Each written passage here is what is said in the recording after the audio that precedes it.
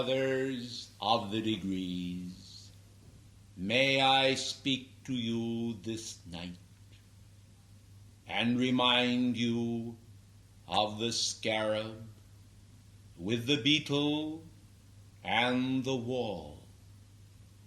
May I remind you of the wall as opposition, and may I remind you of the beetle before the wall as an ongoing creature, one who recognizes the need to proceed forward into light, out of darkness.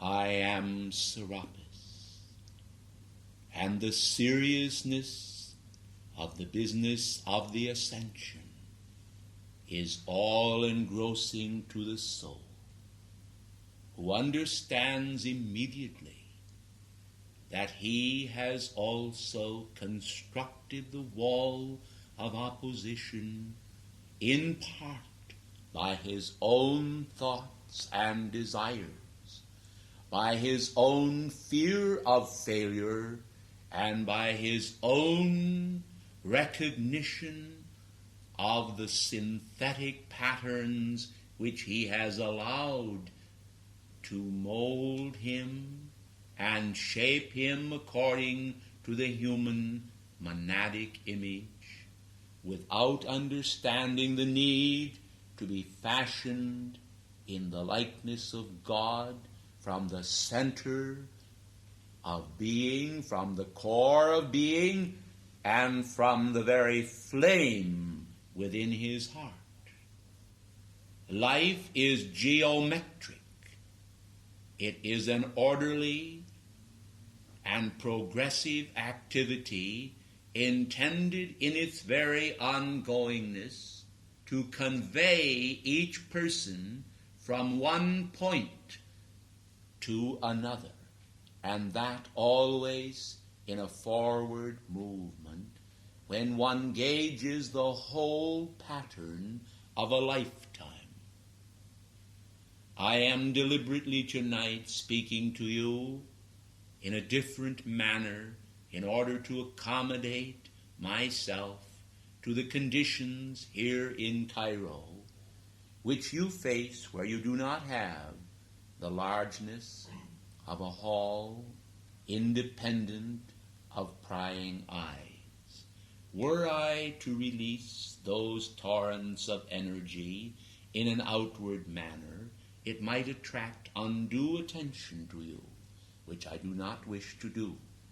Therefore, I will speak to you tonight in a more softly modulated voice, but at inner levels, I will release those energy patterns and powers of light which are calculated to raise your consciousness into an awareness of who and what you really are.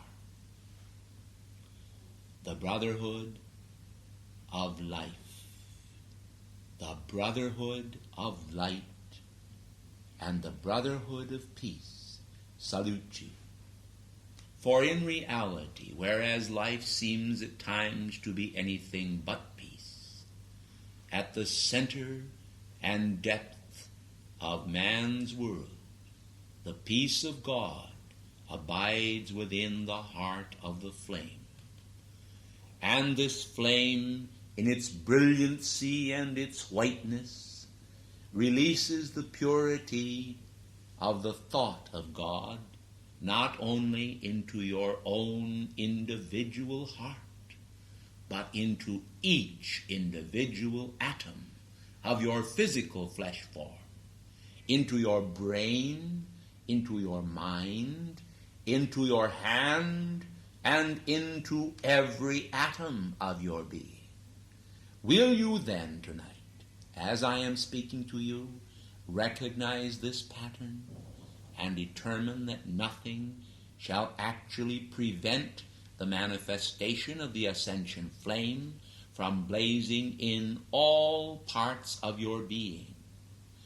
Beloved hearts, when your whole thought is devoted to the Godhead, at a given moment, it will bear fruit, whether or not that fruit is always naturally cognized by man through his own senses, which report to him what is taking place. Some of you, unfortunately, over the years, have not been able to release those centers of your being into activity, so that those centers of your being, which you referred to as chakras and sacred centers, could, as you would phrase it, open up or become sensitized to those higher vibrations which are indeed indicative of the vast power of God being released in your world. But, beloved hearts, it is important that you should understand that life is far greater than the mere phenomena of even the feeling of bliss and joy which descends upon many whose centers are opened, not only when we are speaking to you, but also when there is a great release of cosmic energy or the magnetization of the sacred fire by your own songs, by your own efforts, and by your own decree. Do you understand that? Do you understand that you, as well as we, are able to draw forth and magnetize cosmic energy? If you do understand it, you will see that whereas we step up the tempo from a smaller rate to a larger one, you are capable of the same thing, and one day will exercise that dominion over your own life, which will fulfill all cosmic ordinances in your world, along the path of completely entering in to the heart of the Godhead. Mankind today live on the periphery of divine experience, and yet still expect to enter into and to receive the abundance of the cosmic grace from the ascended master level. This can never be without the passing away of the former things, that all things may, quote, become new.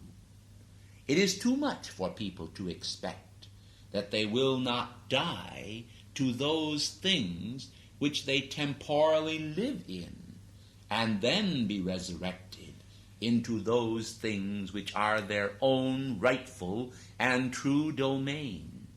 How silly it is, beloved hearts of light, that human beings seem to anticipate that they will always be involved in the similitude of man when they were created in the image of God.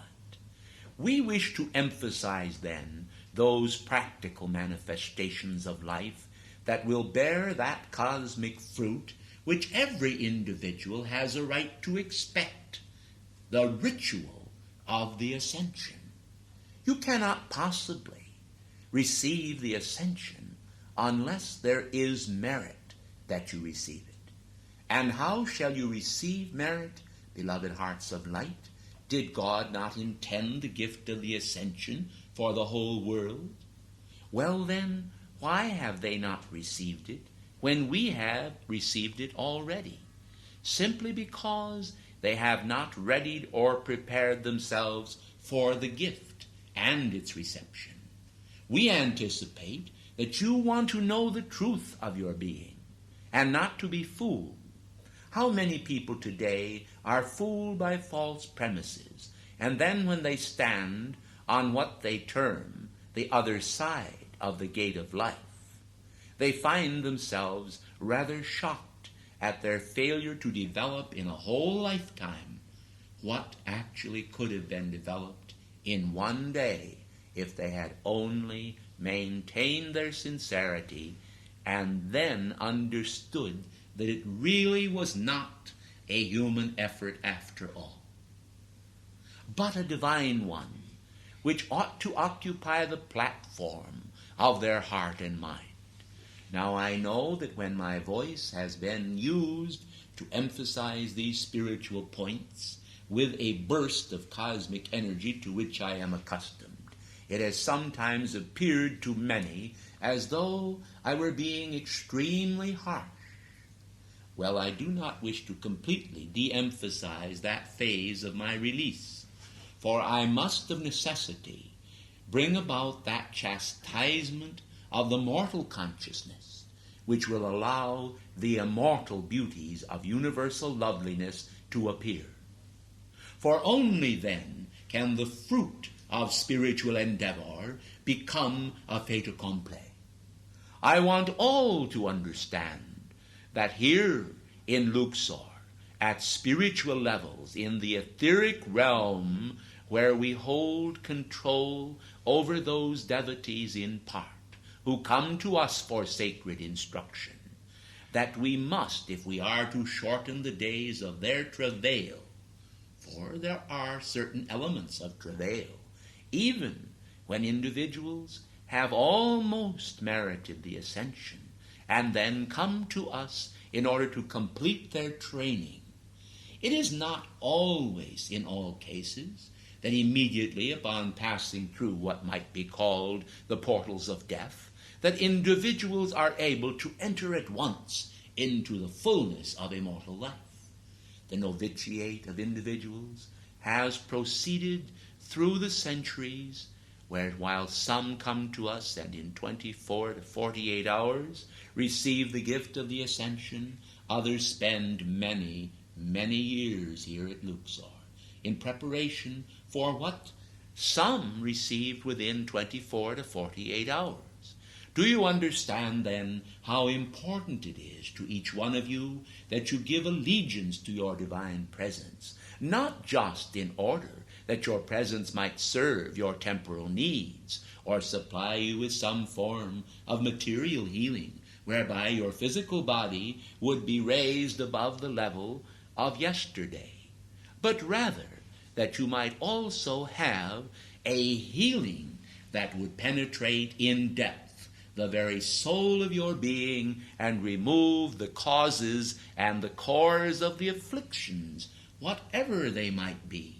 For unless there is a removal of the causes and the cores, mankind cannot expect that they will make the progress which they anticipate, and therefore the disappointment will be theirs. I do not say that your beloved El Moria, Saint Germain, your beloved Mother Mary, or any of the hosts of heaven for that matter, are themselves pleased when you fall short of the mark. And I want you to realize that all of us conspire together to raise you into those precious and priceless gifts which we long to bestow upon you. But if you were able to see how many individuals upon this planetary body embark upon the pathway of what has been called black magic, if you were able to see all of the Akashic records of Egypt as well as the rest of the world, you would understand that the root causes of all human bondage are the attempts and the actual manipulation of mankind by mankind. For this indeed creates a karmic record of tremendous depth that cuts very deep and requires a great deal of expiation of that karma. We want you then to understand that to practice as some do what has been called the black arts is truly the creation of elements of death and dying in consciousness, whereas it is the abundant life which we desire all men to espouse, and we desire them also to aspire to it.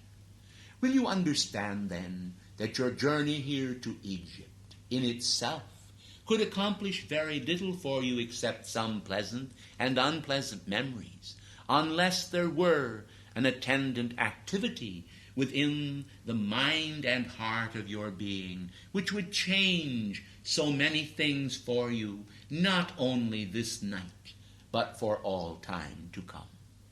How often do individuals, sitting at our feet and in the retreats, emphasize that when they heard us speak, they were imbued with feelings of great power and determination, and their hearts soared. Afterwards, when they were asked what the Master said, they could not remember. And why was this? Why indeed? But simply because there was not that practical manifestation which we anticipate and which they ought also to do. Do you see then that the changes that we wish to create in you tonight are changes of God control? Control of your consciousness. Now, all of you at times will find that there are things that occur in your karmic patterns that are not to your liking. Well, what is it that I refer to when I say God control? I refer in particular to the fact that individuals in their own consciousness, because they cannot have what they want or their own way, are often prone to release great floods or tides of energy through their feeling world. This sometimes pours forth at others with whom they come in contact as feelings of resentment, of chastisement, and even of viciousness and malice. Well, I want you to understand that each such occasion can so very easily be seized by the dark forces as an opportunity for the dark forces of the whole wide world to pour their putrid energies through the consciousness of the discordant individual, thus creating a far larger karmic pattern than they had ever intended. And what is the strangest thing of all is that with the inflow of human putridness, with the inflow of darkness into that individual's world, simply because they open themselves up to it, there is immediately a terrific feeling that seizes them of resentment far greater than they had ever dreamed was possible. Well, when this happens, they are often quite shocked themselves to find that these things were taking place within the force field of their being. So what I want you to do, not only tonight, but for all time, is to promise your presence, not me tonight, but your God presence, that you will at least make a greater effort to exercise God control over your own feeling world and not respond to every activity that is directed against you by other human beings or by tramp thoughts that flow through your consciousness, which are actually an almost ceaseless stream of human nonsense, some of it not exactly pleasant when it is considered from the standpoint of purity. Do you understand what I am trying to do for you tonight? I am trying to make you aware of the fact that whenever you engage in the reception of tramp thoughts and the amplification thereof, then you see you are entering in to the admission of darkness, admitting it as a reality, when in God there is no darkness, but only light. But the moment that you endow life with the quality of darkness, you create it.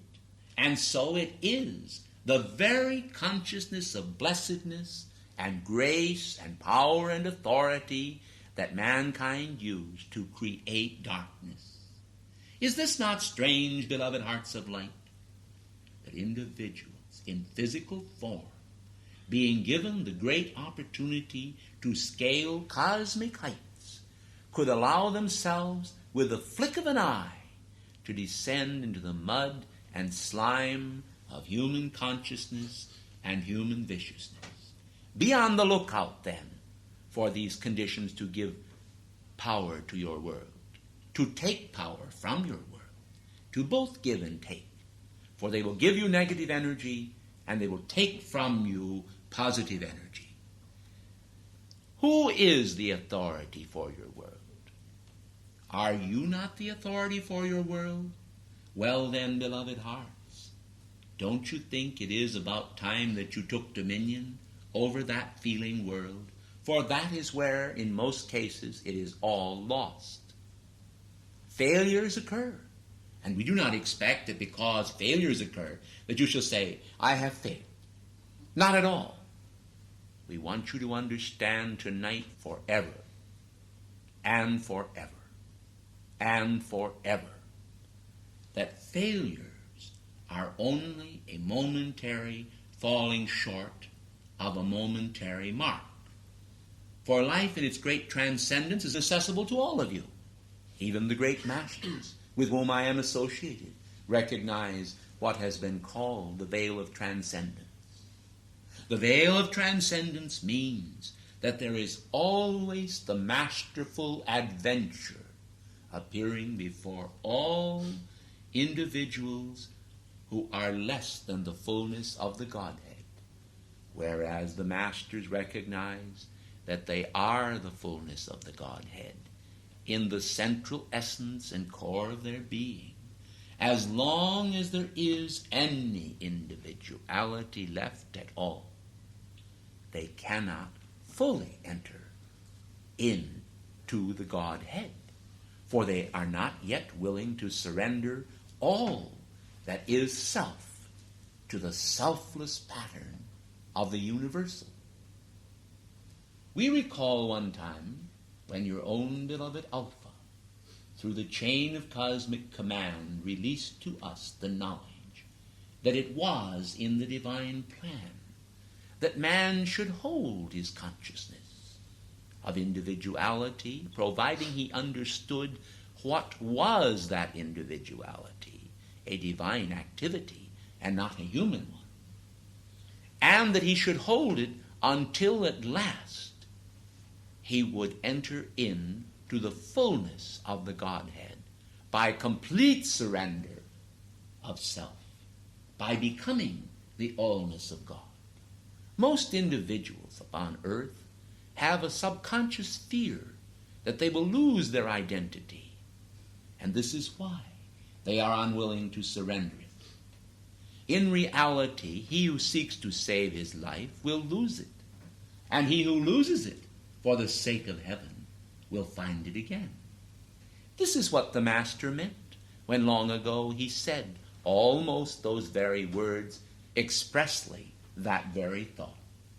Do you then understand how important it is that in your forward march you should govern your feelings? For then you will find that you will have an exercise over the mastery of thought. For when thought does not pull feelings into an elongated pattern where it loses its control, thought can also exercise mastery over feeling. And thought will thereby grow until, like a tall tree, like the cedars of Lebanon, it will point the way toward your own heaven of consciousness. And what is the heaven of consciousness? Oh, beloved hearts, it is the freedom from the fears and the oppressions and the shortcomings and the lack of all humanity. Why, when people come to us who have for years exercised a great prevailing power in prayer, whose lives are quite exemplary, you would be amazed at what happens to those individuals simply because they have failed to forfeit those human thoughts and feelings that sway them so easily. Thus, most magnificent people coming to our retreat are sometimes held in the junior classes and placed almost at the feet of the neophytes in order that they might make progress. I recall on several occasions when those of great prevailing power in prayer, of great spiritual power in prayer, of great devotion, having a magnificent karmic pattern, came to our retreat, quite humbly in fact, but then were a bit shocked when some of our workers took them by the hand and set them down in the first degree classes, even at the feet of the very beginners. For a moment, you might almost say that their countenance dropped, and it was as though they felt that they had lost all.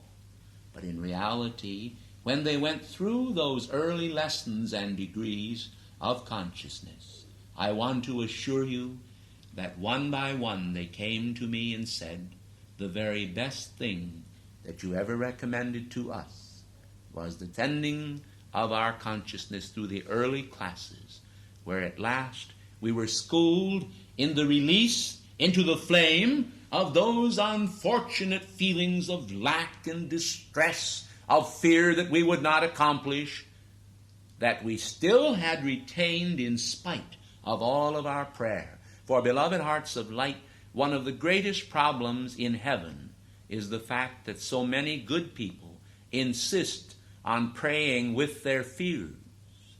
They will pray with their fears rather than pray with their confidence.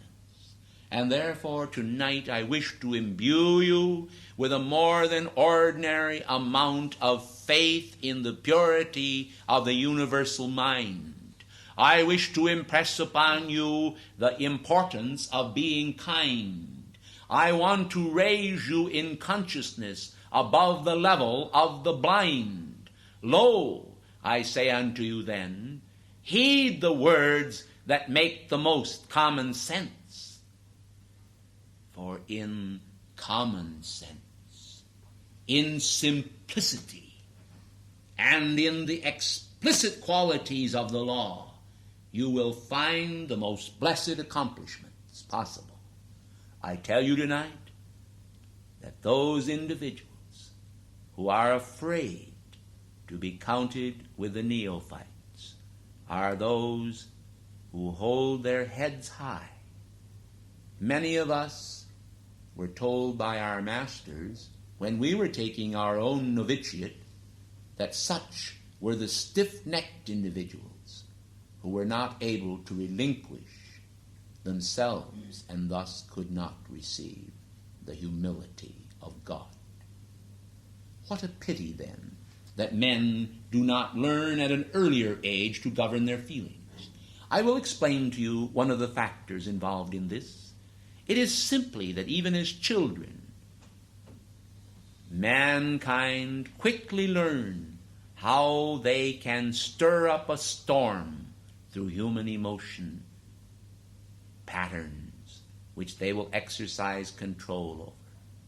They learn how to do it, and some spend a whole lifetime being schooled in how to stir up the emotions of others without ever learning how to control their own emotion. Now that I have told you this, I want to express to you again that you have builded the wall of your own opposition. And the law says that you must break the wall down. You must be the beetle on the scarab that crawls forward to this towering wall and then pushes that wall backwards and then eventually create the hurdle that will lift you over the wall. And once it is behind you, I assure you that your progress into the light is your progress into the infinite. It is there already. Time is meaningless. It is like a river. It ever flows. But you will find yourself a part of the whole stream, not just of one position upon that stream. And because you are the source as well as the mouth of the river that meets the sea, you are all things to all people, and especially to yourself. For you will find the stream of selfhood flowing into God. Remember, hearts of light, that whereas simplicity is a key word, that the profundities of God stand behind simplicity. And when man is willing to accept the simple gifts, the great profundities will appear. The master teachers, with their wisdom, will cause the gleams of the sacred fire to indeed imbue each atom of the mind and of the soul with the realities which God has already placed there. If you lack comfort, let this be your comfort. God's hand has already placed the flame within you. It is simply up to you to will its expansion. And as you will its expansion, and you mount up on eagle wings of faith, you will find that expansion occurring. The miracle of the Sphinx riddle will come to your consciousness.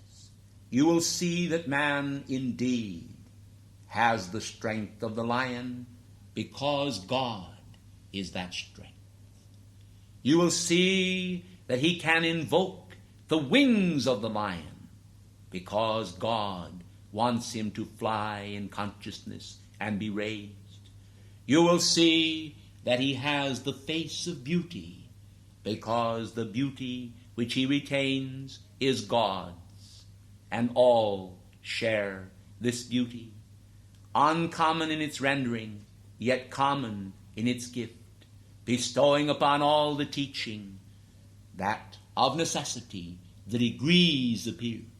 And when the degrees are mastered, what does the master do but return once again to the first degrees, to go again around the circle, until at last the form controls the outer form.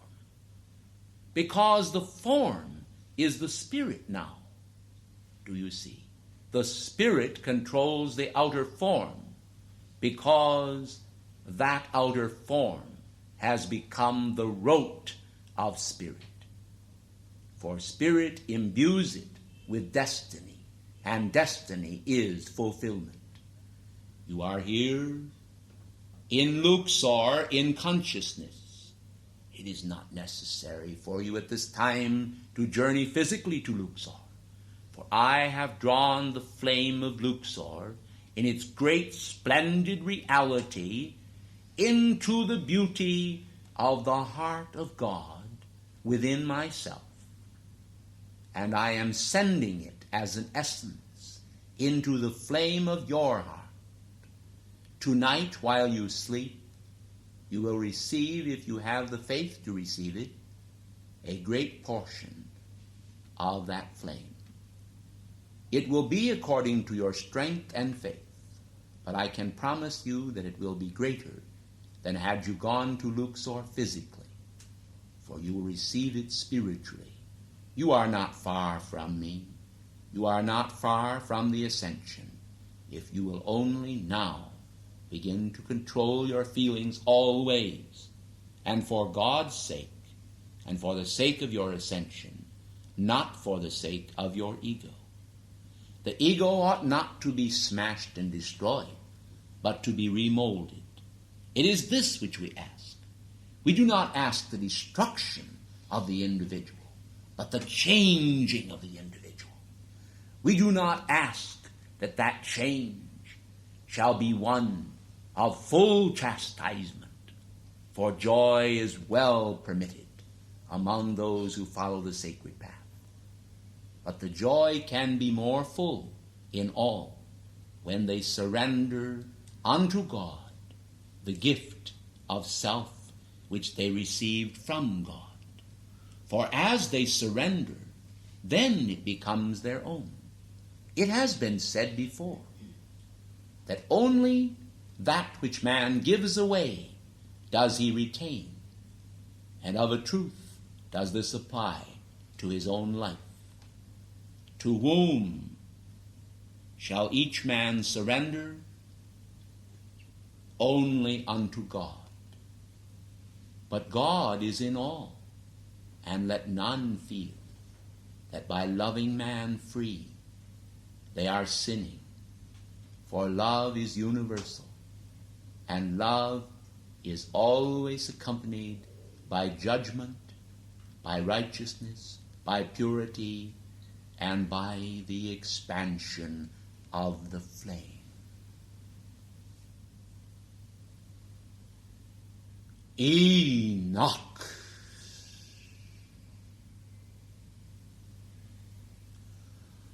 Ooh.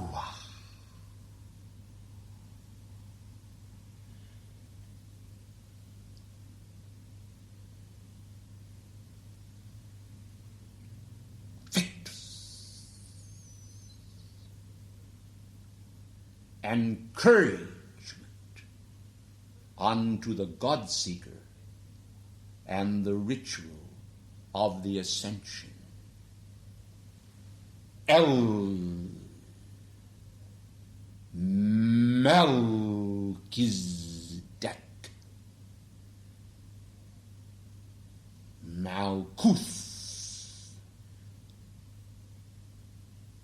Hoo-ah. You are spirit, not matter.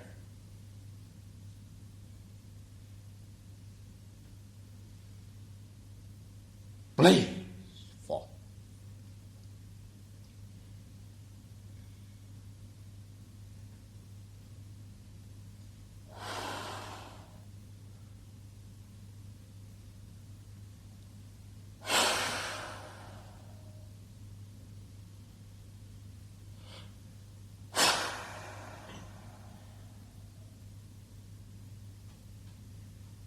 You are spirit. Blow with me.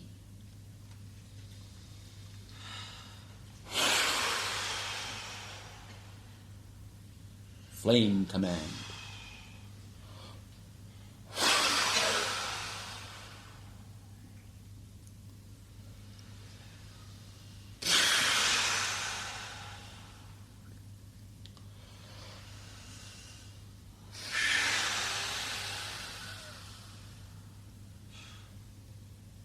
It is finished. Peace be unto you. I, Serapis, in the name of the great white brotherhood, have spoken.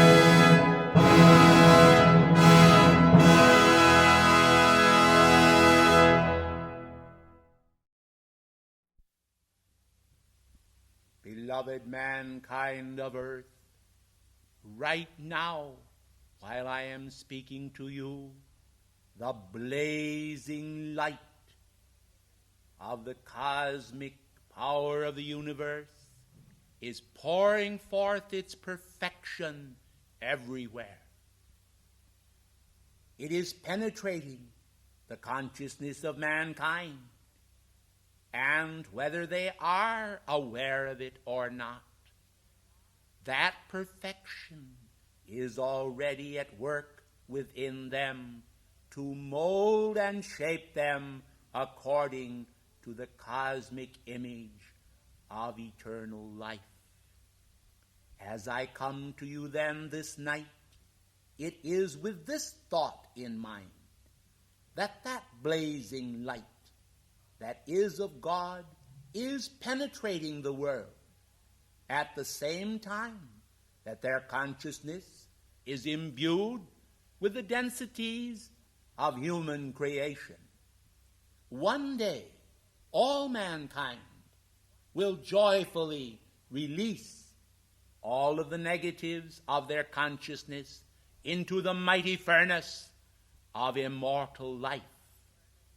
At that day, there will be a balancing action that will occur in the world community, whereby all mankind will joyfully surrender that which is not of God, so that those conditions that have plagued them for far too long will at last yield themselves to perfection's mighty flame and the light of God that never fails.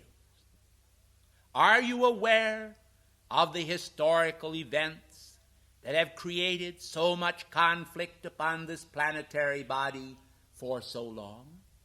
Are you aware of your own struggles? Well, beloved ones, it does not help in many cases for mankind to dwell in those negative thoughts, for those negative thoughts are also the records. Have you thought of that? The very records that mankind have created. And like tiny seeds, they germinate and bring about perforce in the world of form the recreation of those very conditions which you have for so long sought to eliminate in your world.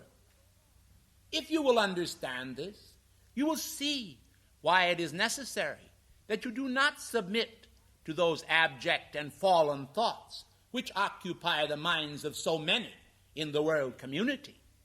In the name of heaven, the world has far too much of that activity without those individuals to whom is entrusted the great plans of heaven to also submit to negative conditions and manifestations, especially in their thoughts. For right there in your thoughts is where it all starts. Don't you see, beloved ones, that the great truth that God has brought to mankind has produced and wrought such a miracle of manifestation in the world of form, in the rocks, in the trees, in the lightning, in the rain, and in the gentle manifestations of cosmic grace that are outpictured in the beautiful flowers and in those products of nature which bring such delight to the mind, especially that trained observer who is looking for divine quality. Do you understand, then, that when mankind are expecting darkness, it is quite natural, because their thoughts are tuning in with darkness, that they should manifest those conditions? It is just that simple. And whereas you often are aware of these conditions, how very easily mankind fall into the very slot that leads them to a trembling in their limbs and in their mind, and the very wings which mankind ordinarily, when pursuing spiritual goals, would find raising them up to great heights in the view of God almost, are instead completely dashed to pieces before their gaze, and they wonder just what happened to the peace which they have always sought within their own divine core of manifestation. Well, beloved ones, won't you understand this law now, not only from the standpoint of being aware that the law exists, but also understanding the practicality of that law? For the practicality of that law is the law in use, when mankind are able to summon from on high the necessary energy to repel in some cases and to ignore in others those depredations of the carnal mind which so often inflict mankind and are actually the bane of his existence. Well, I know tonight full well how many of you yearn within the realms of your own heart to find your freedom. Don't you think that there are others too besides yourselves upon the planetary body that are also yearning to find their freedom? It is completely wrong for mankind to always identify with a sense of their own concept of mysticism, for them to consider that their way is the way of the elect. For the way of the elect can only be God's way, if you think about it. And if it is God's way, it belongs to the perimeter of the divine mind in its great outflowing expression of cosmic beauty, which anyone may tap if they will only recognize it.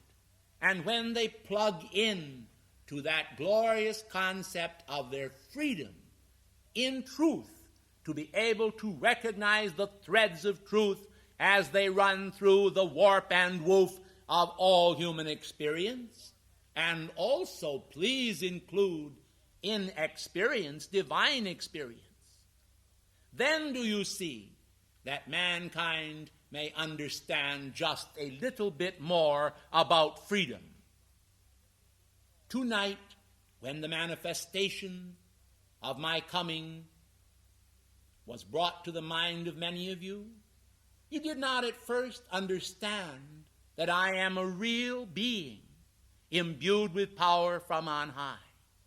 Merely because I bear the name Pallas Athena does not mean in any way that I of necessity am identifying with any of you, for I am identifying not only with all of you, but with all mankind.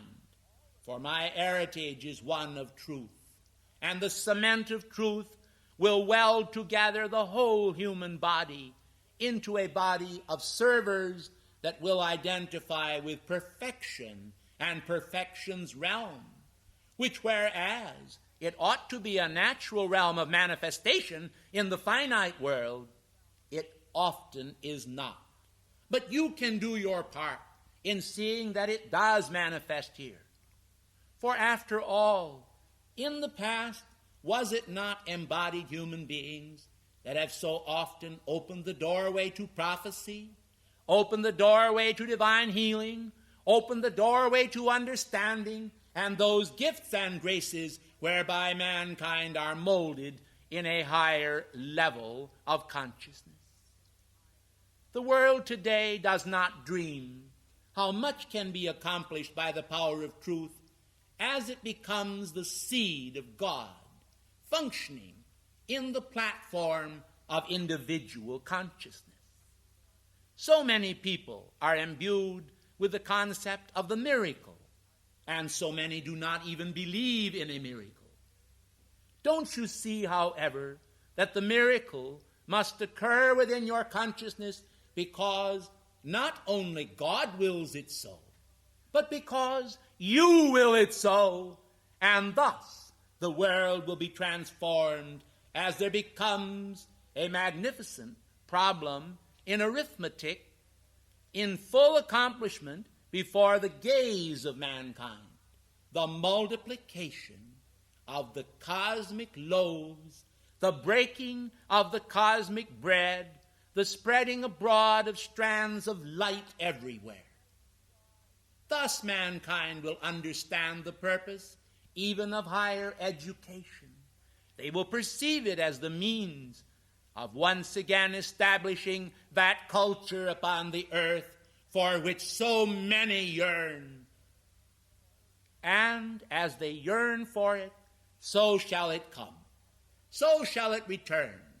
For according to their yearning for truth and culture, it shall be established and reestablished everywhere upon the planetary body and in all families of nations, until all men shall know and understand the truth, that crossing the lines of race and creed, the joy of God expands in all nations and molds all peoples and all countries into the conscious awareness of the living Christ, with those vestments that are of the Spirit, with those garments that are spiritual, and with that enfoldment of consciousness which will not submit to the depredations of a world that has rejected God at a time when they need him more than ever before. Why is this so? Because the very multiplication of the populations of the world has produced those conditions in the world which stem from the result of mankind's residual negative magnetism and the multiplication of those who are expanding it rather than expanding the great light of God that never fails.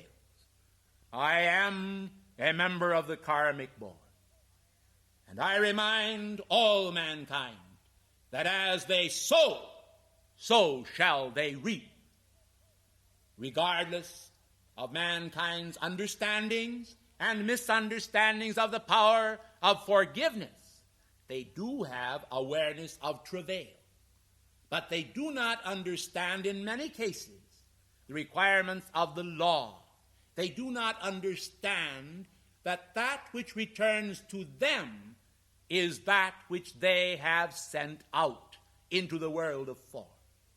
The wise ones have again and again subscribed to the vast cosmic idea cloaked in those simple words of a child, "Do unto others as you would have them do unto you," simply because human beings have heard this before, simply because their minds are bored with the repetition of platitudes. They often fail to appreciate the great heavenly magnanimity which is clothed within those words, because those words are the fulfillment of the Master's intent that all should bear the stamp of the universal Christ upon the matrices of their own heart, that those matrices may be shaped in his image, that society and the individual may conform to that image, and that the earth be raised in the socket in which it is placed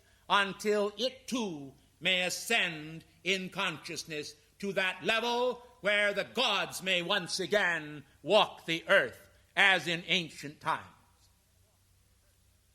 I will tell you this night that some of you did not fully realize the implications of my manifestation of the rainbow this very afternoon in the Parthenon.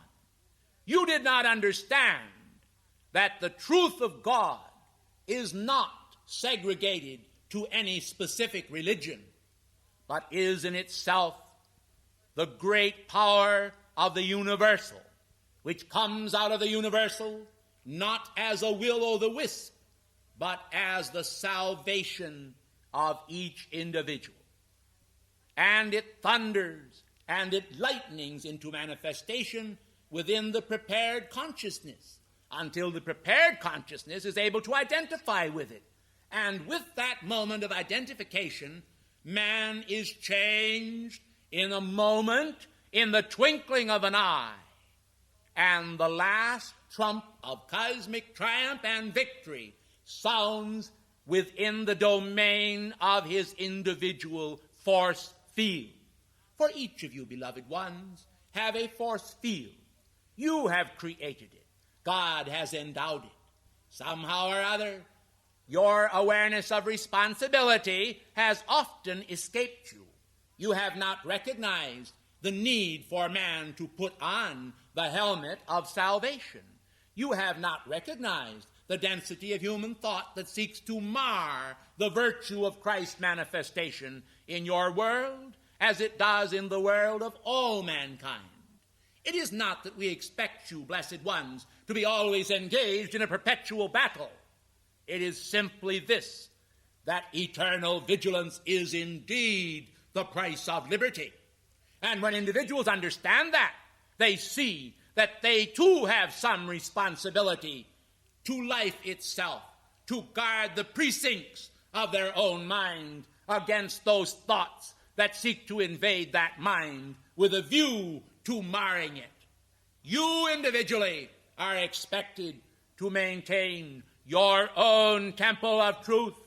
You individually are expected to see that the realities of God, those real ties of spiritual endeavor, are tied to your very hearts, that they establish the purposes of God not only in Greece, but throughout the entire civilized world from pole to pole. Mankind have the idea that heaven does not watch and does not wait. They think that there exists no body of servers at higher dimensions and levels to reestablish and to establish in mankind his awareness of the glory of past ages, similar to the golden age of Pericles. Let me say to you then tonight, for I am Pallas Athena, that the power of God shall manifest upon this planetary body in a more than ordinary manner, for there shall be earthquakes in divers places, and many of the signs of the reappearance of the Christ shall come forth until the world shall know that they ought not to live in the sense of human greed, but human service and the understanding of the power of God to reestablish immortality upon this earth in the hearts of the earth's people, and that there may be changes upon the planetary body occurring now and in the future. Then shall mankind, even the tiny children of the future, view the historical future as one of hope. For in God all things shall be established. In the Christ consciousness shall come forth such awareness of beauty as shall enable all men who will to do it to establish an age of beauty and an age of innocence as they shed the husks of mortal failures and recognize that there is and shall be established once again upon this planetary body the perfection of all ages, that perfection shall be established in the fountainhead of truth, and that truth as it lives in the hearts of men as a goal of victory, both individually and collectively, shall enforce upon mankind that which is good for them, not only now, but always. He who said unto you, Lo, I am with you always, even unto the end of the world, is with you still. He speaks in the truth that lives within your heart. He speaks in every heart, to all men of all ages, to the Buddha, to the apostles, to the prophets, to the teachers, and to even the humblest child. Lo, his example of truth is with you always, even to the end of the world. I thank you.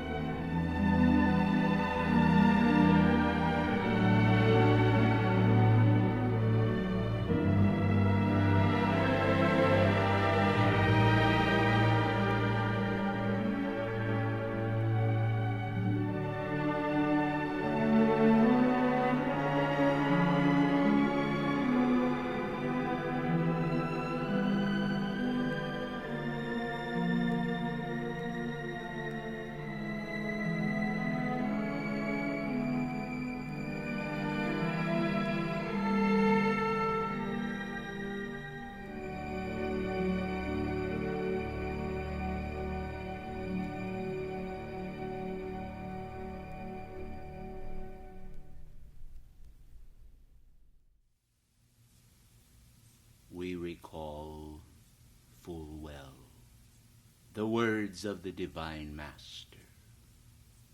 Suffer the little children to come unto me, and forbid them not. How all-enfolding was his love. But in the name of the beauty of understanding, we ask this question of you. When does the child end and the man begin? Therefore the hearts of men of any age often require the nourishment of the sustaining momentum of God showered upon them in mercy's name. How the world needs love. How the world needs love is the emphasis of the soul as a star shines forth its tender reality from far-off worlds. So the light of God seems to some to be a slow evolutionary process. But should it be seeing the simple light of God that kindled into illumination, into a sunburst of reality, the first photon of light energy,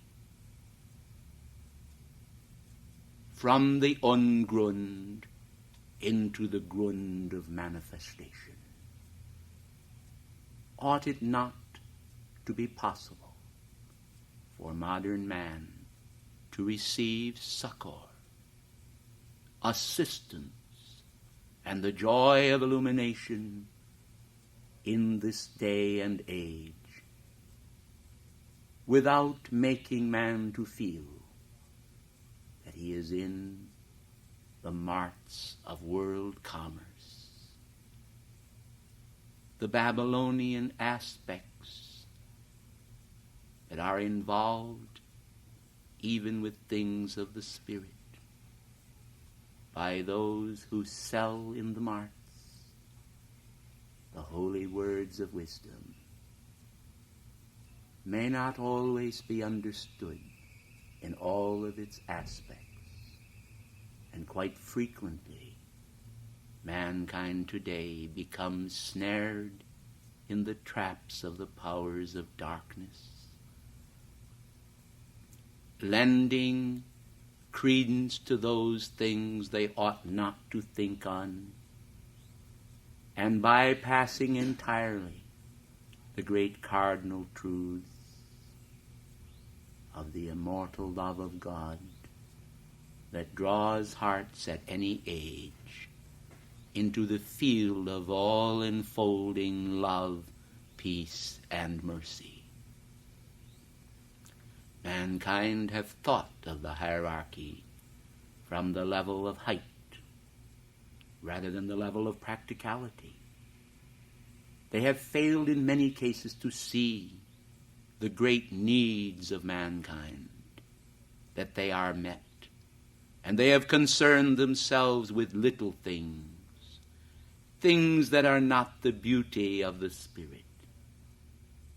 The abandonment by mankind of the pursuit or concern of false goals would enable them to focalize their energies in the great cosmic harvest which the divine Master told us of, and which was recorded in his writings by those who set down some of the things which he did. But those of us who offered him our all received in return his all, and thus we were able to commune with him concerning those things that were beyond the letter of the law. And our hearts were indeed affinitized to the blaze of his heart. for he was a flaming manifestation of the Holy Spirit. And wherever he moved, great light shone. And his touch, his glance, or his thought conveyed to man grace, for he possessed it. And to you who live today, think you that in this age, the great treasure house of cosmic knowing has become lessened in its outreach or diminished in its potency? I tell you no. For the grace of God that was sufficient in our time and in his time is ever a manifestation of greater strength as saints graduate from the fields of the world that are whitened unto the harvest and come to the altars of life, bearing the flowering, the maturing of their offering to the Godhead. O mankind, if you will but understand this, you will see that even the tiny flower in the hand of a little child is an accepted offering by the cosmic hosts.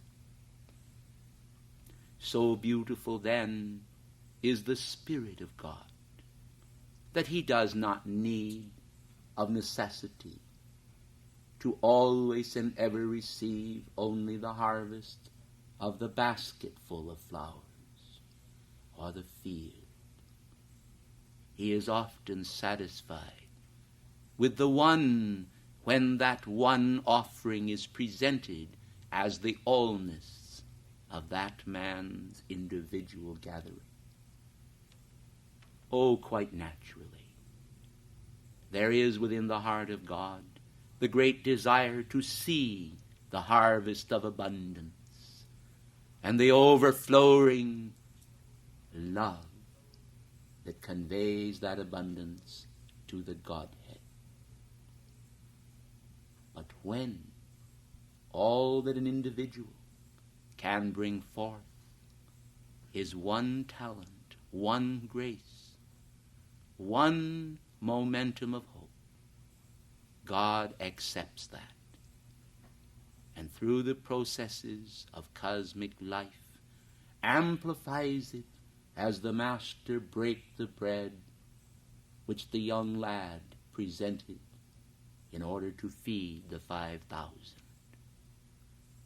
For the multitudes are the concern of us all, and the purposes of the hierarchy are to gather no consummate gloom, albeit mankind permits it to exist, but only a consummate flame that is a flame of cosmic hope, endowing hearts with the miracle of his intervention and his power of cosmic outreach, which is the fruit of the very soul of God, blooming in the narrow room of self, in order that that individual self may become expanded tenfold, 100-fold, or 1,000-fold, ad infinitum.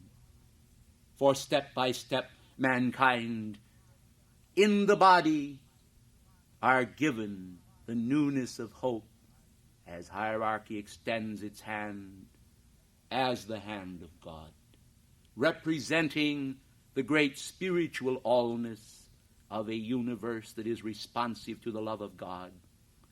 It affords all the opportunity to see progress and advancement in Christ's name. And oh, how humanity struggle with senseless objects that seem to be attracted to their path because they do not understand the measure of goal-fittedness, the measure of cosmic strengths and joy. They externalize chaff when the whole grain is needed They emphasize darkness when only light can grant them illumination. They speak of love as a prattling child, not understanding whereof they speak, nor understanding that the dimensions of love are a cosmic outreach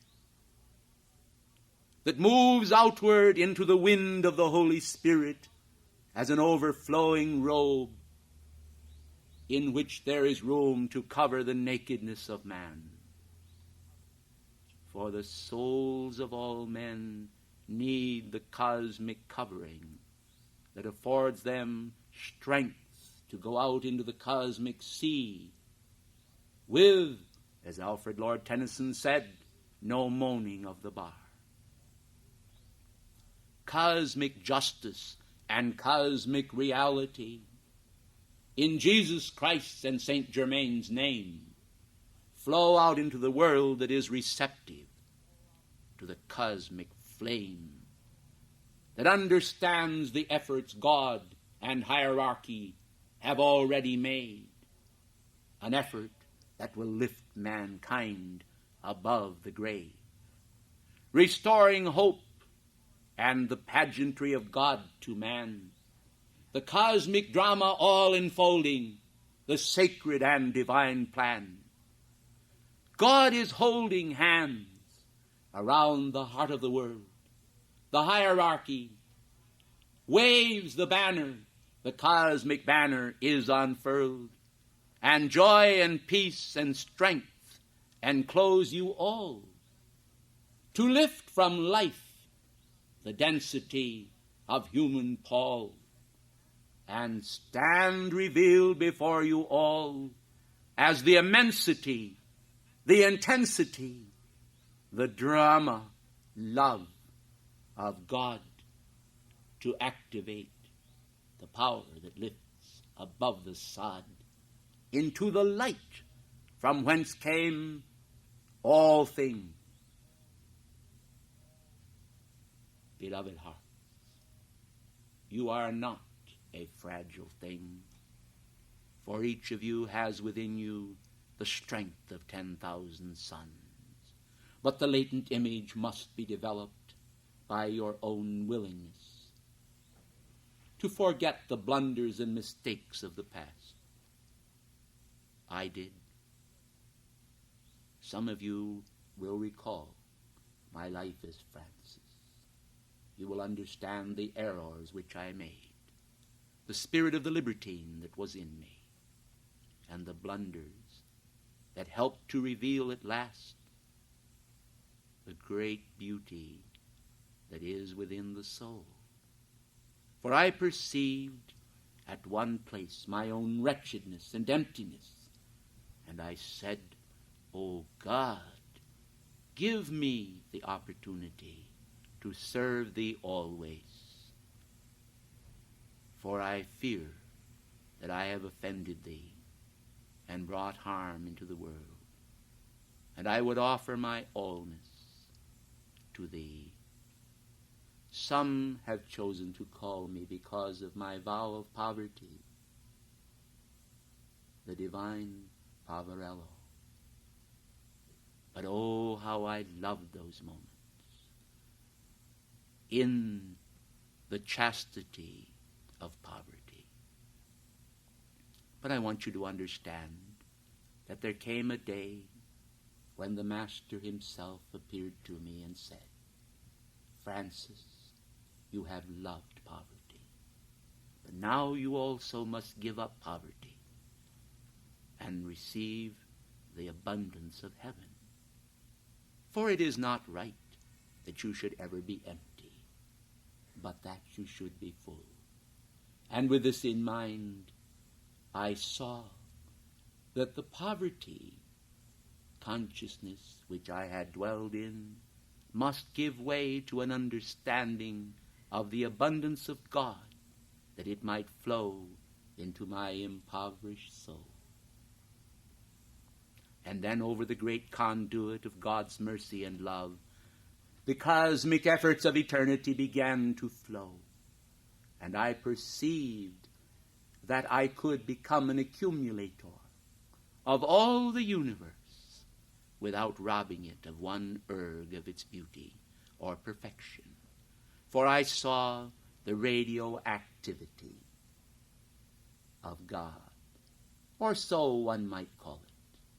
How that nothing could ever be lost, because one gained within this closed circuit a part, or even the allness of God. He loved me. He gave himself to me. And how could I do less than give everything of which I knew unto him, and perceive that thus he would, in giving himself unto me, give me that power which the Christ spake of long ago, saying, all power in heaven and earth is given unto me, and I will give it to whomsoever I will. And so the fashion of the world suddenly passed from before my gaze, and all the fixed consciousness which I had of the age in which I then lived seemed to really matter little, for my concerns passed backward to the very foundation of the world, to the time when the cosmic Logos spoke the great cosmic fiat, let there be light. And I saw that light itself contained within itself everything which any heart could desire. It was the perfect answer. It was the perfect matrix. It was the perfect plan. And by light all things were made, and Christ was the light of the world. Thus, in giving myself to God, I received everything in return. And through my realization, I became rich beyond imagination. And in my vow of poverty, my givingness of the world unto God, I became a great receiver of all that God had. For the universe was milked of its allness by the desires of my inward parts to unify with the God of all abundance.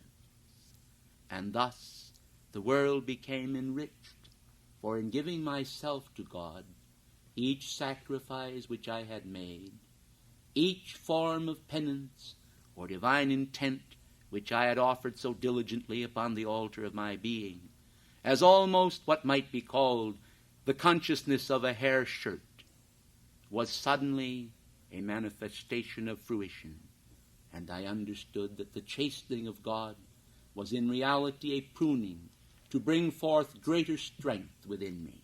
And I no longer minded it, even in my outer sense, for I constantly said, I am going on. I am moving into higher dimensions. I am becoming one with God. And thus was assuaged the great hungers of my being, and my determination grew. For as I gained a momentum, so the momentum grew also. And thus progress continued. What has been done for me has been done for many upon the spiritual path, both before me and even at this moment, I said to myself.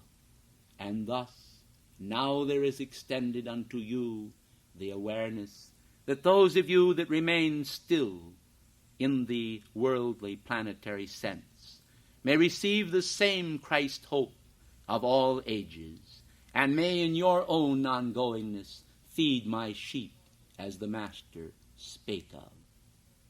Do you understand how many have deprived souls of sustenance? Do you understand why it was that Mary, the mother of Jesus, appeared to the little children at Fatima? Do you understand now how cosmic intervention has often spoken to man in every age, and yet often they deem it as a myth, as something that is not real, when in reality it is a flash in the pan of life of the only vestiges of reality that have ever existed. It is not synthetic. It is divinely synthesized into manifestation in order that greater faith may come to man, and a greater gathering together of the children of God upon the planet may become a cosmically scientific reality, the beauty of all-enfolding love, drawing man to the great magnet of God's heart, revealing the cosmic plan and showering upon him the means whereby he may start a cosmic evolution.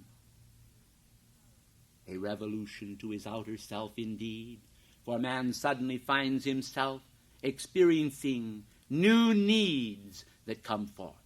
No longer is he satisfied with all of the employments of his mind in the conniving of trying to exist in the world and sustain that which cannot be sustained, for it is in reality death that must be extricated from life. In order that life may live, mankind must learn to cut out and to cast out the awful cancers that gnaw at human hearts as human desires, when in reality the greatest refreshment that can ever come to the soul of all is the assuagement of our hungers by divine grace. Hence the statement, "Ho, every one that thirsteth, come and drink of the water of life freely." When mankind, one and all, perceive this as the beautiful reality of the present moment, of the past, and of the future, the generations of man will become the regenerations of God, and the stimuli of the soul will once again break forth as the singing of peace within man's heart, and then all of his poetic sense will flash forth, and he will perceive it all as the senses of the soul, wakening now to the dawn of a new illumination, a new era of transcendence and hope. For when we hoped of old, we hoped for the ages, for man that was to come. Now you who wear mortal form and garb should hope also for those who are yet to come, that they also may receive the all-enfolding Christ love of the ages, is the hope that we convey to you today, so that you may become the bearers of the cosmic torch to new ages. We also are ongoing, and one day will graduate from our present station, but it will be long hence. Yet it must come about, for there is a moving power through the universe that calls all home to greater achievement. And when they have reached that standard of achievement, lo, there is an opening in the curtain of life, and new adventures begin for them.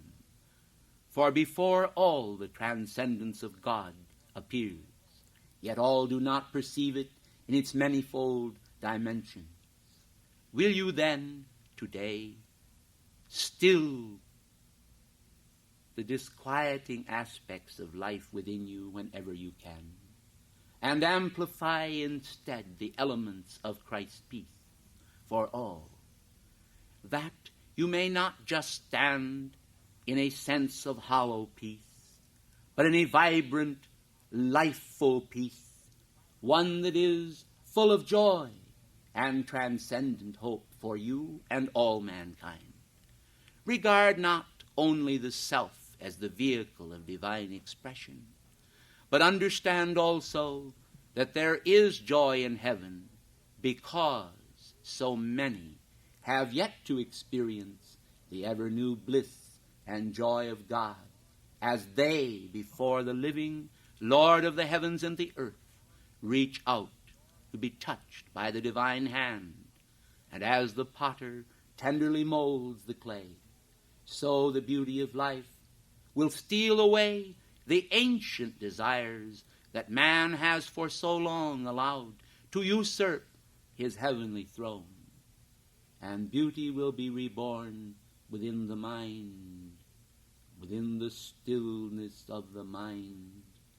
The eyes of mankind, no longer blind, will ope to behold within the mirror of the mind the grace of God that is ever kind and filled with blessedness, a cup for the world to partake of, that you may enjoy bear to them, because you have prepared now. Preparation is necessary for each successful experiment, whether of human or divine dimensions. And how wise is the man that solemnly, wisely, by grace, begins to embark upon the sea of life, with chart and compass ever at hand, the face of God, his to command, to produce the miracle of victory within the crucible of life, hope, and new dimension. I thank you.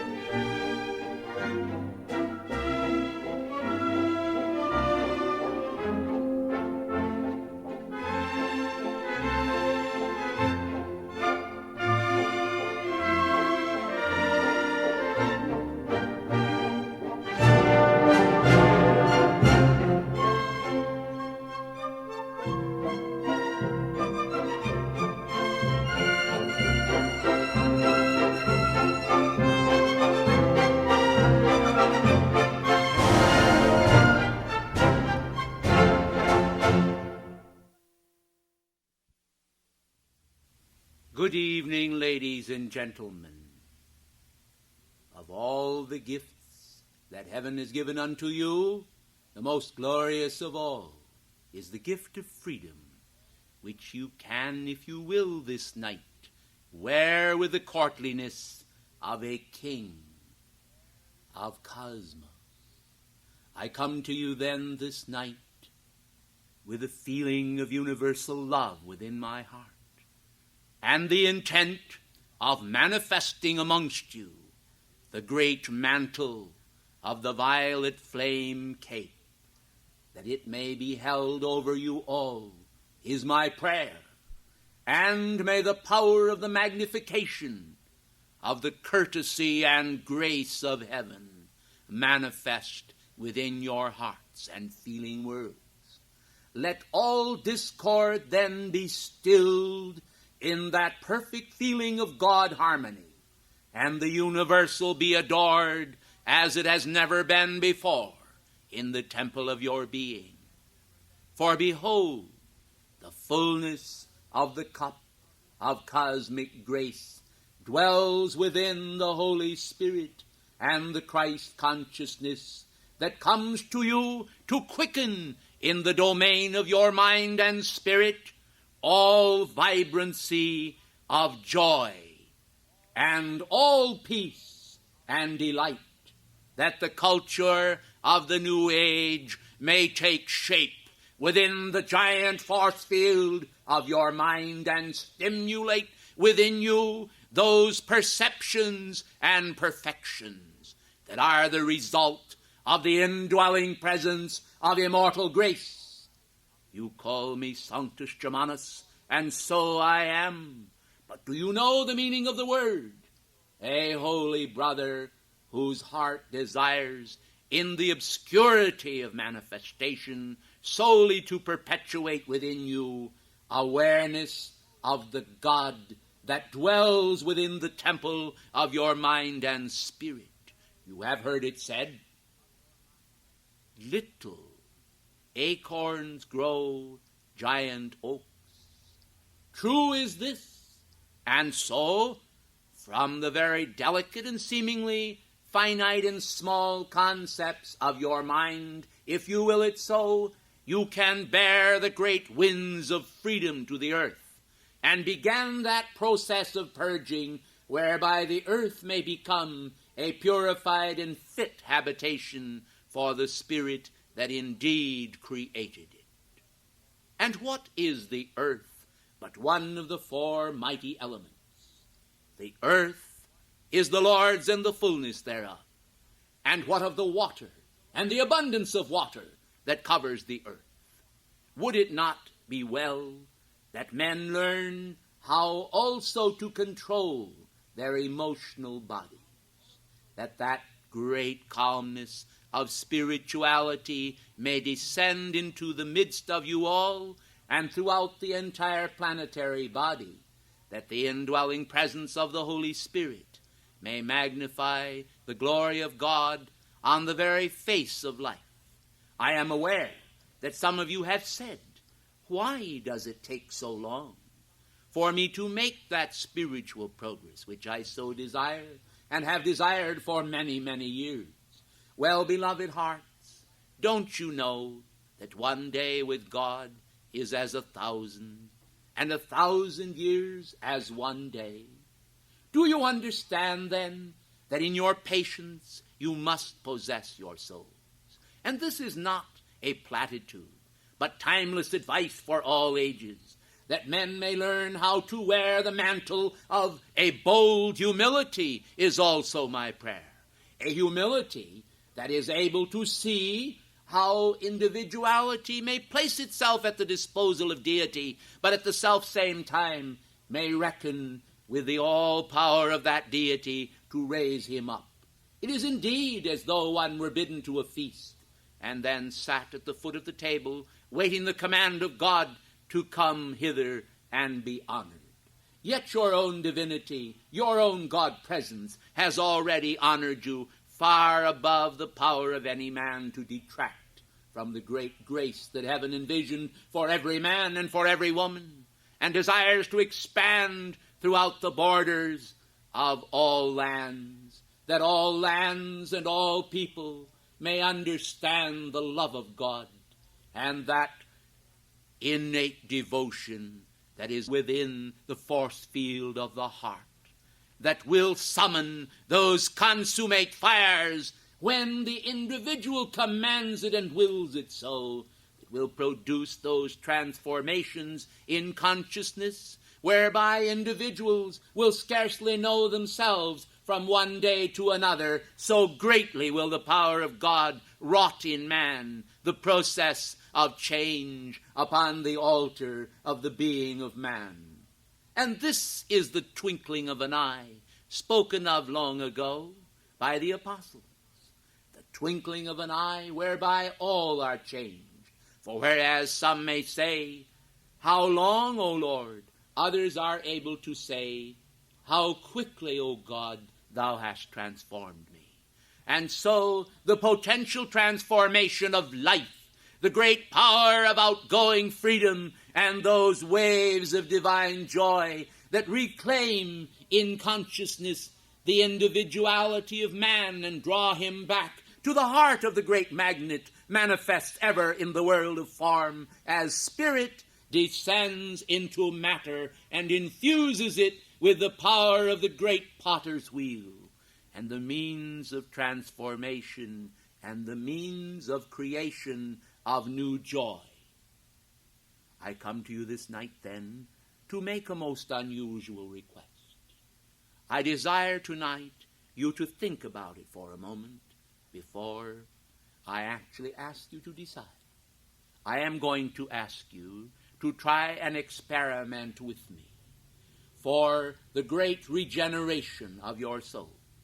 Many of you have been burdened through the years with various worries and doubts. You have been burdened through the years with the face of the world's pains and darkness. And somehow or other it seems so incompatible to you with the great divine power of freedom that you could scarcely comprehend it, and yet you have come to accept it, which is really a most ridiculous manifestation. Don't you think so?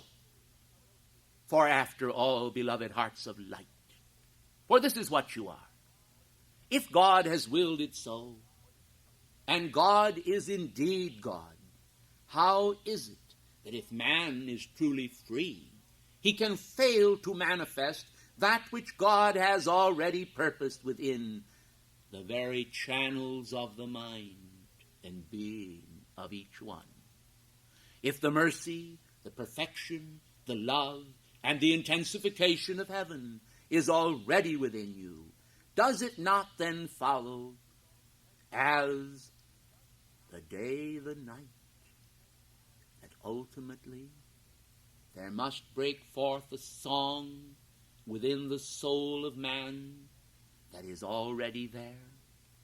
Doesn't it seem to you that the singing of that song of freedom, of the passions and feelings of the soul that at last is able to be reclaimed, ought to be a song of great joy? Well, I think so, and because all in heaven also think so, I ask you to join me and us in thinking so. For then perhaps great changes may be wrought this night in you, which who knows perchance may also become most permanent, and find themselves affixed to your very soul, as a hound of heaven that refuses to let you go, but pursues relentlessly the very being of man until he is able at last to embrace the plan of God as though it were his own. For of a truth it is, for each man springing forth from the great manifestation of perfection in the fires of the central sun, as a vibrant spirit spark, infusing all life and hallowing space, is indeed a thing of joy and a beautiful thing forever. Have you thought of yourself as a beautiful manifestation? Have you thought of yourself as heaven intended you to think? Do you realize then that if you have not done so, it is because you have accepted the pressures of the mass consciousness and have allowed yourself to become infused with those thoughts which in themselves are self-limiting and destructive in some cases, in many cases, and keep you from the very joys which your hearts and minds thirst after. I come then to you tonight to invite you to participate in a little ritual with me, seeing that through the centuries and the manifestations of God's joy in my own being, I have developed somewhat of a momentum through the years. I have decided tonight to share it with you momentarily as an experiment. You will admit, I am sure, if you truly understand who I am, that I have placed myself wholly in the hands of God. There is no desire within my being save to satisfy the beautiful Spirit of the living God in manifestation, to create those cosmic actions in the world of form and in the universe throughout that will glorify God and produce the majesty of his consciousness in all who hear our words and perceive the vibratory action of our manifestation. Bearing this in mind then, and seeing that all that I would do for you is also an act of divine grace, which in effect heaven itself is ratifying already, and producing as a miracle of possibility and illumination within you, then don't you think it possible that you also could enter into a matter of human consent?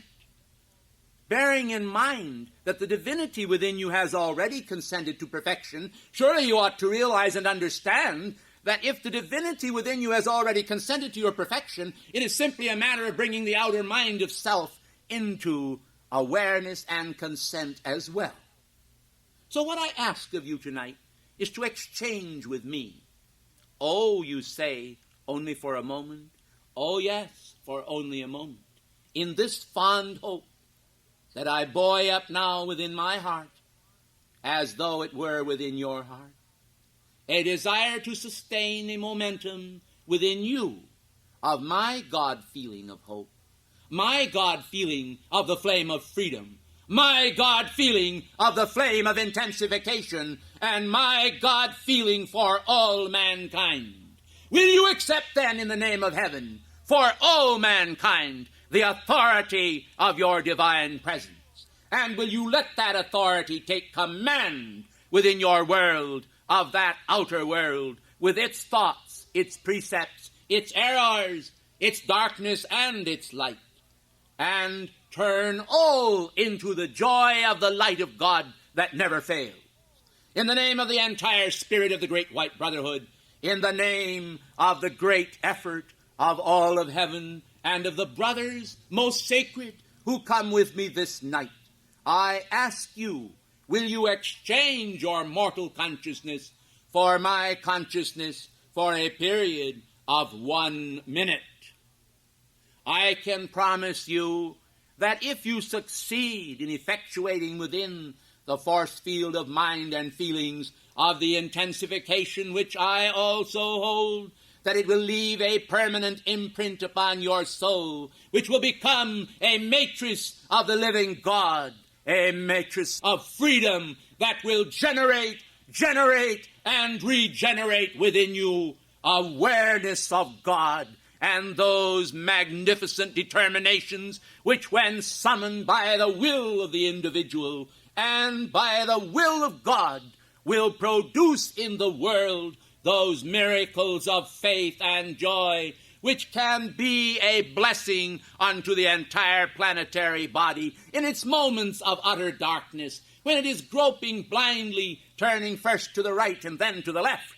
It will marshal those forces of joy and order in opposition to those forces of chaos and confusion, and help to produce in the world wherever you will move, and so long as you will sustain your own momentum of that God freedom, that activity of cosmic reality, which is the force field of the living God. Freedom! Freedom to be, freedom to see, and freedom for you as well as for me. Several years ago, I quoted a fairy tale. Mirror, mirror on the wall, who's the fairest of them all? Why, I am. And when individuals understood it and recognized that, they understood, of course, that I was not speaking of myself as a human identity, as le Comte du Saint-Germain, but rather I was speaking in the intensified God feeling of the perfection of my divine being. You have a divine being as well as I, and if we all have a divine being, can we not then successfully exchange our consciousness? I believe so.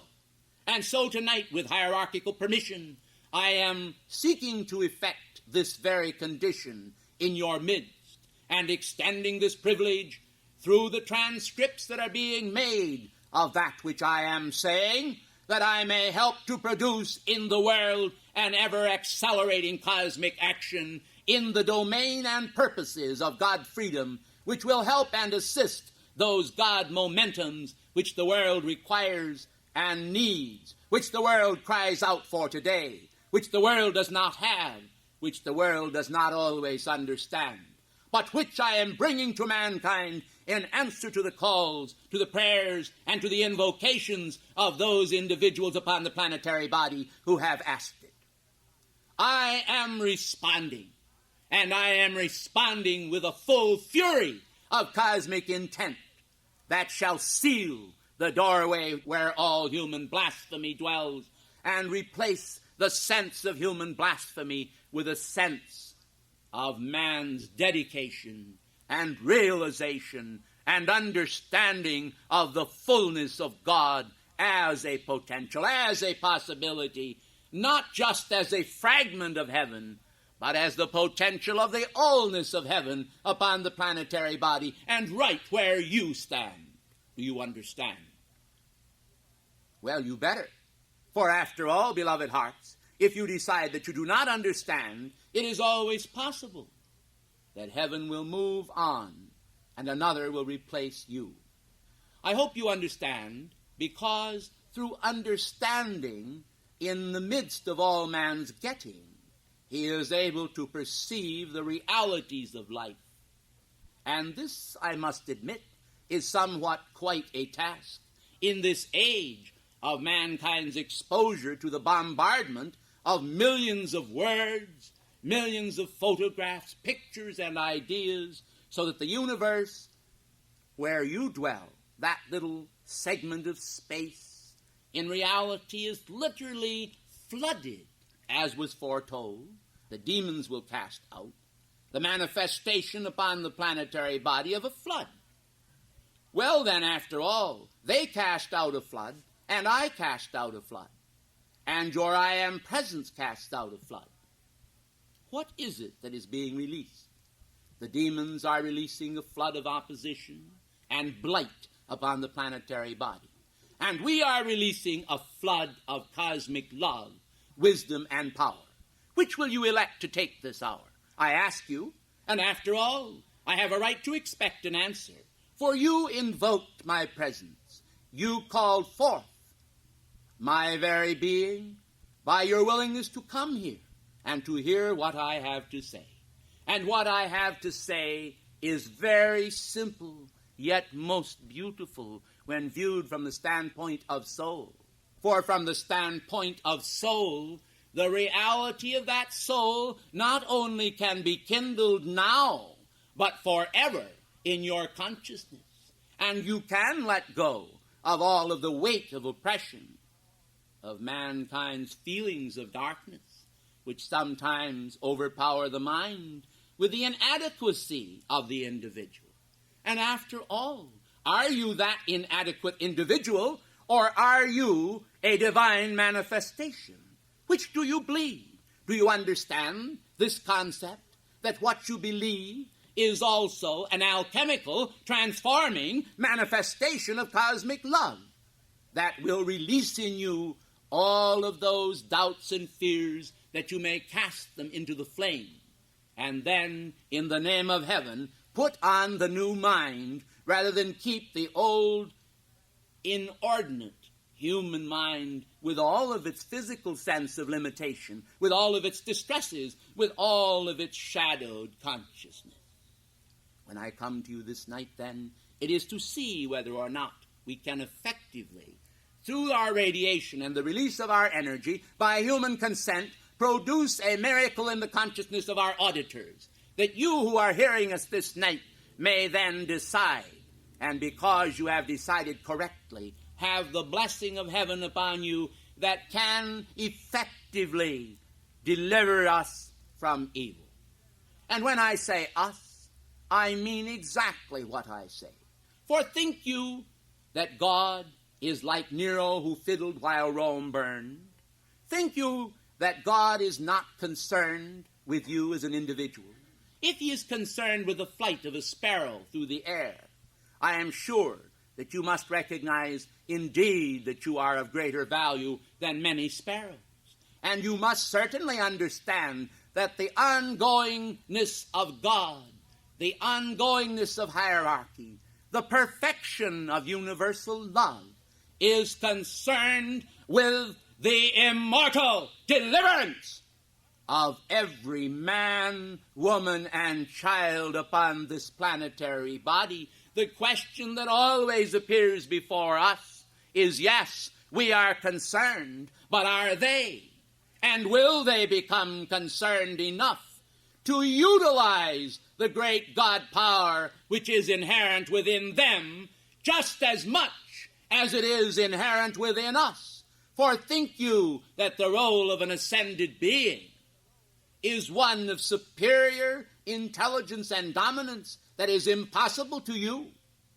I tell you that nothing needs to be impossible to you, for only joy and abundance emanating in waves of immortal freedom can pour out from that magnificent colonnade of the central sun, where the violet flame energy, together with the white firelight of God, pours out the illuminating power of Sirius in the heart of the central sun.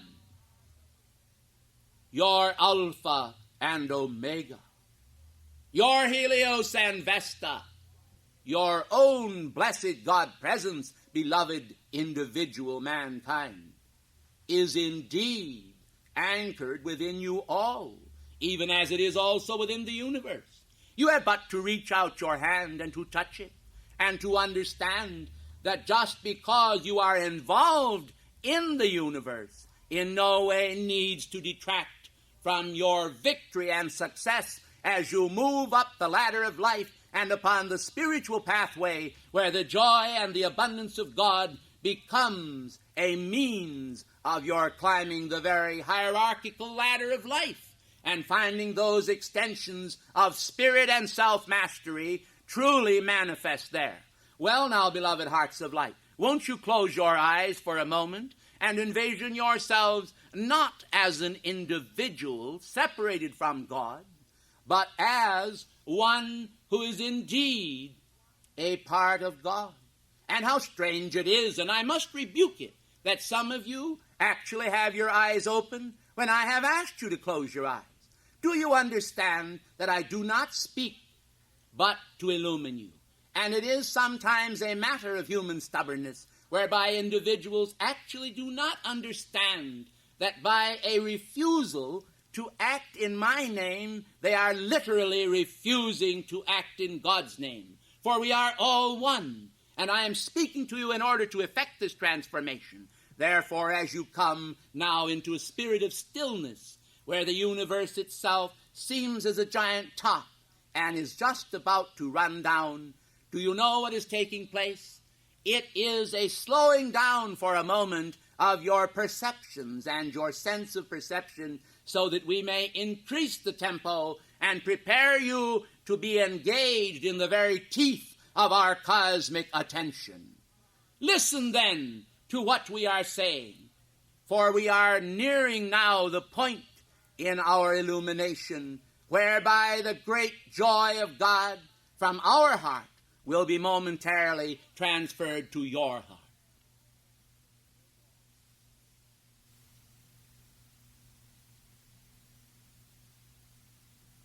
Be open.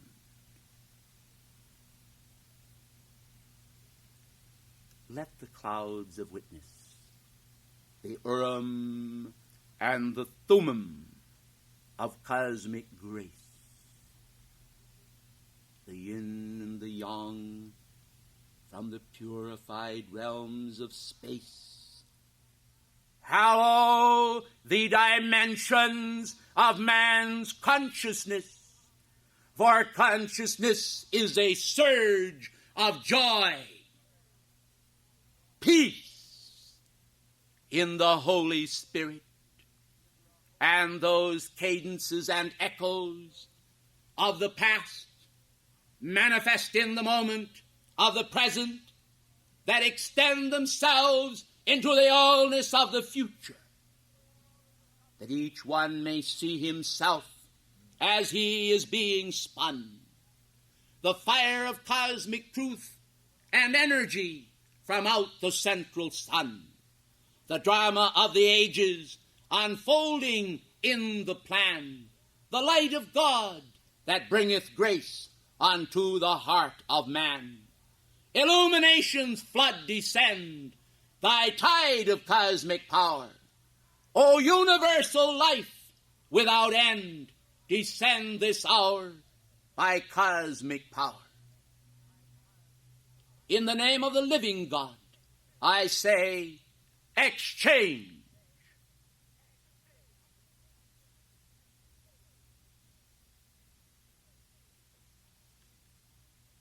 O cup of grace, thou holy grail, within the form descend.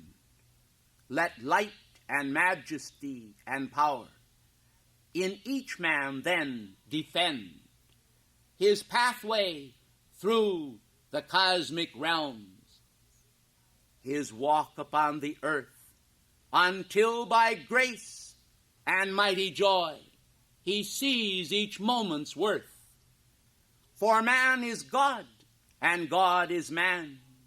Exchange, O mighty power, the wisdom flood of cosmic light into the earth this hour. A sword thrust forth from God's own hand, a multitude of joy. A joyous realm descends on man. He knows this very hour, that he is one with God above. All joy descends below, for heaven exchanges light with man.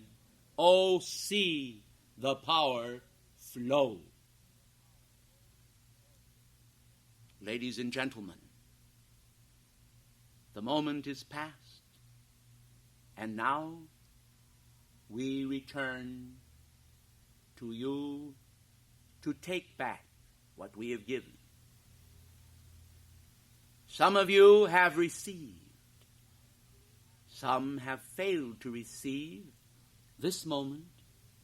But perchance, in those hours of sleep this very night, shall yet receive that exchange for which we hoped. But to all we bring our blessing then. It's in the words we spoke. Oh, won't you see that God's own joy does flourish like a flower, and hearts of all without alloy confess his mighty power. Ladies and gentlemen, what now is taking place is alchemical. It is an ancient formula of Fohat.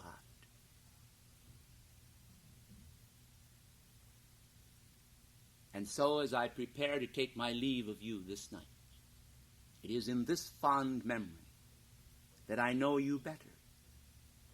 For when you exchanged yourself with me, I saw into your inward parts the reasons, the motives, the fears, the doubts, the struggles. And I have asked God to help each one of you who are sincere devotees of infinity and immortality.